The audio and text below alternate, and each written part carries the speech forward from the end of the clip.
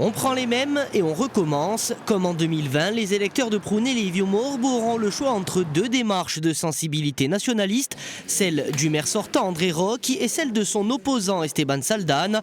Il y a 6 ans, la liste Roch l'avait largement emporté avec 61,5% des suffrages. Mais loin de se démobiliser, l'opposition croit plus que jamais à la possibilité d'une alternance. Esteban Saldana s'appuie notamment sur le rapport de 2024 de la Chambre régionale des comptes pour tirer à boulet rouge sur la gestion de la commune. Quand on regarde ce que la Chambre régionale des comptes met en avant, c'est plus 51% de frais de personnel, c'est des charges de gestion en augmentation de 38%, c'est 25% de nos recettes qui dépendent du centre d'enfouissement et le centre d'enfouissement reconduit jusqu'en 2037, c'est des impôts qui ont augmenté de 31% et ce n'est pas nous qui le disons, c'est la Chambre régionale des comptes. Ce sont des documents publics que tout le monde peut consulter, donc à chacun de se forger son propre avis. Un rapport qui avait pointé des anomalies de gestion jusqu'à entraîner l'ouverture d'une enquête préliminaire pour soupçon de favoritisme et de prise illégale d'intérêt par le parquet de Bastia. Une enquête toujours en cours qui n'entame pas pour autant la sérénité d'André Roch. Le maire sortant et son équipe mettent en avant la situation financière satisfaisante de la commune, également soulignée par le rapport de la CRC. Ce qu'il faut comprendre, c'est que nous sommes dans une société française extrêmement normative. Nous ne sommes pas capables de connaître les 400 000 normes qui nous sont appliquées et pourtant nous avons fait tout notre possible pour être en phase. Je pense que nous sommes arrivés, nous avons tenu compte de toutes les réflexions de la Cour des comptes. Il n'y a jamais eu le moindre enrichissement de personnel et donc dans la commune, au sein du conseil municipal. Et donc moi je pense que c'est avec grande sérénité que j'attends les résultats de la justice.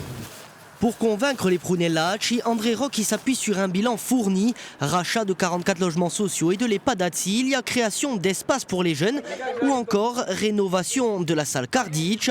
Les investissements ont été conséquents. Notre investissement a été très important parce qu'en dehors du rachat de l'EHPAD pour nos personnes âgées et dans les années à venir, on va travailler pour le remettre en état parce qu'on a pris dans un triste état. On a aussi investi énormément dans le social, on a acheté tous les bâtiments qui sont derrière nous, de façon là aussi à les remettre à niveau. La commune a investi 46 millions d'euros. Sur ces 46 millions d'euros, l'essentiel a été fait pour les personnes âgées et pour les jeunes. Pas suffisant pour convaincre l'opposition. Esteban Saldana dénonce un manque de vision globale et s'appuie sur un exemple concret, l'EHPAD Atsilia, racheté par la commune il y a 2 ans. Nous avions soutenu le rachat des murs de l'EHPAD parce que la majorité s'était engagée à le rénover. Au lieu de cela, ils ont mis à peu près 100 000 euros de travaux de rénovation et encaissé 500 000 euros de loyer. À côté de ça, ils se sont lancés dans un projet pharaonique à près de 16 millions d'euros pour rénover l'EHPAD. Bien entendu, à 16 millions d'euros, ils n'ont pas trouvé de financement. Donc ils ont dépensé 200 000 euros d'études pour rien, et parce que le projet était irréalisable. Et nous, ce que nous voulons faire, si les Prunellacci nous font confiance, c'est mettre l'argent des loyers dans la rénovation de l'EHPAD et dégager des fonds supplémentaires parce que nos anciens le méritent, et en même temps lancer un projet d'EHPAD fonctionnel sur un autre terrain parce que ça reviendra moins cher à la commune. L'autre point de divergence concerne le futur complexe scolaire et sportif. Avec un coût de 17,7 millions d'euros, c'est le projet phare de la mandature. Mais là aussi, l'opposition dénonce des défauts de réalisation symptomatiques, selon elle, de la gestion de la majorité sortante. Le projet scolaire et sportif aurait dû être une véritable réussite. Mais les retours des usagers sont alarmants. Des terrains de tennis neufs qui paraissent avoir 15 ans, des terrains de paddle à rebâtir alors qu'ils viennent d'être construits, et aberration des aberrations, dortoirs et cabinets pour les tout petits prévus à l'extérieur de l'école. Donc nous, si nous gagnons, on reprendra immédiatement le projet avec les entreprises et les usagers afin de le rendre fonctionnel et sécurisé pour tous. Des critiques balayées par le maire qui loue un projet pensé en concertation avec les associations sportives et les équipes pédagogiques des écoles. Un projet présenté comme essentiel pour les générations futures.